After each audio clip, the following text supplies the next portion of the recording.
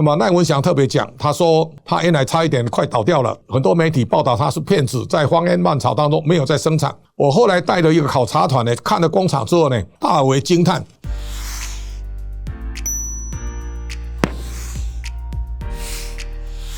各位财讯的观众朋友，大家好，我是谢金河，欢迎再度收看老谢开讲。这个礼拜要来跟大家共同探讨一个话题，所有的国际大厂相继来到台湾，要设立资料中心或资料储存中心。财讯推出的学彼得林区挖出10倍成长股已经在 YouTube 上架了。这堂课程由何文贤、黄家斌、陈维泰3大名师深入浅出的讲解彼得林区的投资心法，带你理解数据背后的意义，判断总经趋势的变化，掌握景气循环的脉络，最后建立自己的投资逻辑与策略。快来上课，跟随大师的脚步，一起挖掘成长股吧。要设立资料中心或资料储存中心，我们看到从苹果到微软，现在苹果呢要在台湾建置资料中心。我想它除了在龙潭有厂之外呢，现在继续加大在台湾投资力道。辉达呢有意在台湾设立第2个 AI 的超级电脑中心。Google 呢投资200亿在彰滨地区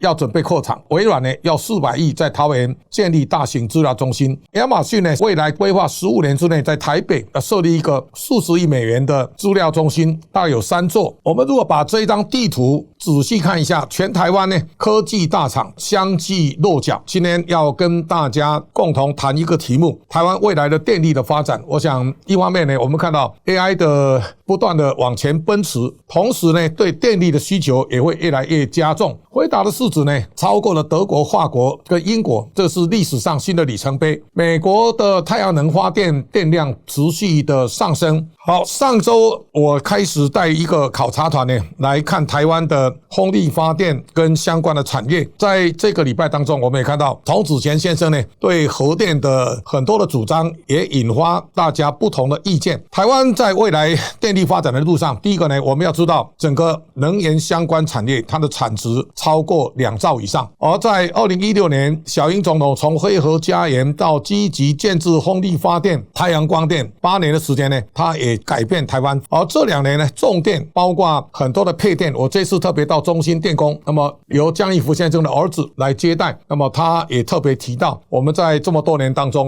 对中兴电工从30几块连续看到现在，那么他现在实力非比寻常，同时呢，中兴电工也在氢能的路上有很大发挥的能量。在沿途我们到台中外海到彰滨，我们看到有非常多的太阳能的建置在夕阳底下电厂或储能的景观，这个是在天地外面看到的一个叶片，那这个是风机所以今天特别告诉大家，我们第一站呢到达德能源，我们到大安的外海，那达德公关总监李雅珍女士来做简报。这个简报当中我特别爬上这个陆翼风机的整个机组的中心。我们过去看到只一根风机在上头，其实它有非常多的建制。所以第一个我们大概可以了解，台湾在过去一直依赖的是煤的发电，煤进口之后呢，烧的变成电力，它就结束了。到了液化天然气，现在我们在做液化天然气的除槽，液化天然气再加煤呢，大概占比有超过70%到80%，这是台湾在过去能源发展的最重要的配置。核能大约现在在7%左右，现在核2、核3到底会不会延役，大家也在争论。但是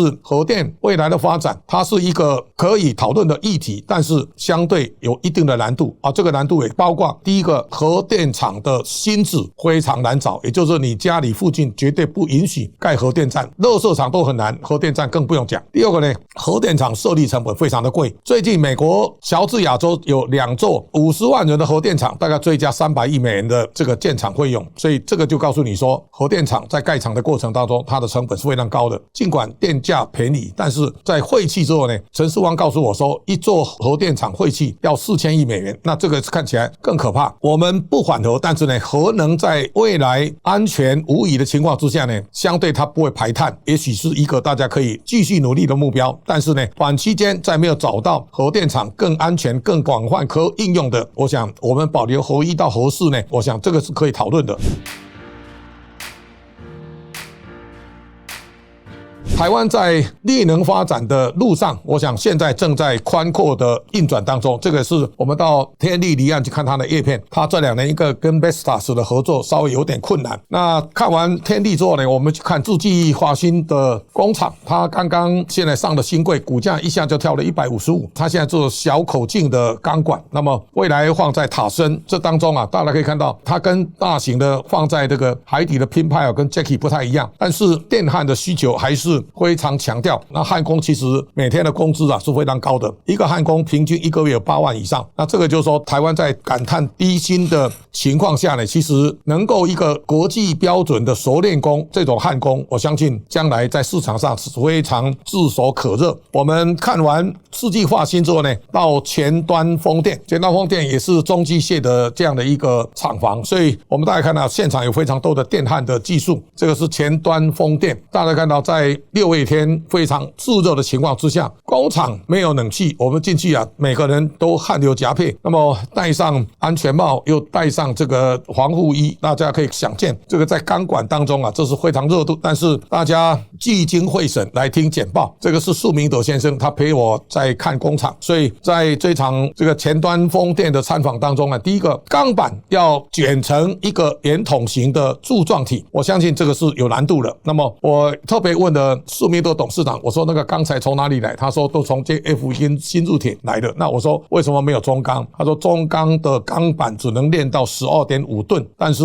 在离岸风力发电的那个钢板在拼派要到35吨，所以这个材料都从国外进口。从一个钢板到剪成一个圆柱体，然后再加上要有非常卓越的电焊的技术。你看这个焊出来又放在外面一大堆，所以这个就是我们在前端离岸风电。那大家可以看到过去的世纪钢，我曾经多次去造访。这一次财讯50的颁奖典礼上呢，那么赖文祥特别讲，他说他原来差一点快倒掉了，很多媒体报道他是骗子，在荒烟蔓草当中没有在生产。我后来带了一个考察团呢，看了工厂之后呢，大为惊叹，这个惊叹也让他起死回生，所以到现在为止，他仍然非常感激我对世纪钢所带来的助力。这个时候呢，大家也可以看到，世纪钢股价从最惨 7.02， 现在到373块半，我想这是一个非常巨大的变化的过程。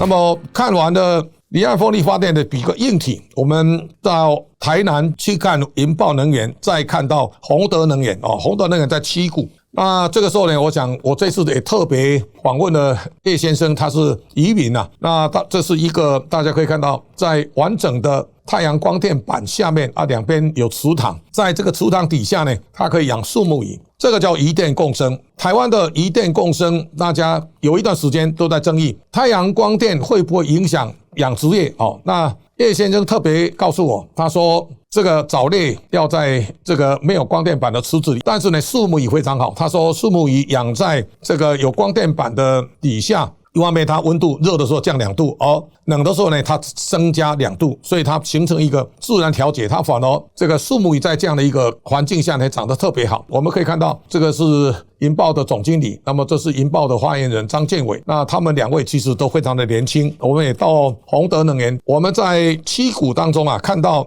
非常多的养殖场。这个养殖场啊，其实在这次太阳光电的参访当中，第一个银豹跟宏德在年轻的创业团队，他们能够把整个传统的产电售电这个模式呢完全翻新，而且再进到储能。我想这是一个全新的电厂化的经营，我相信这是未来。大家看到银豹跟宏德都在2016年设立，但是他们已经现在有一片宽阔天空，股价的市值都到200亿了。在市值增加之后，他们有更大的能量，发挥更大的力道，也对农民会带来更大的助力。所以在这个回合当中我也特别问到很多当地人，一方面呢，太阳能的建制呢，它并没有影响渔获反而像叶先生呢，渔民非常欢迎太阳光电进驻，对他们渔获量其实没有减少，反而有增加。那第二个呢，我们也看到地方政府对太阳光电的态度不太一样，所以很多的太阳能业者在2016年就撤离了云林。那云林在苏治温政府的时代呢，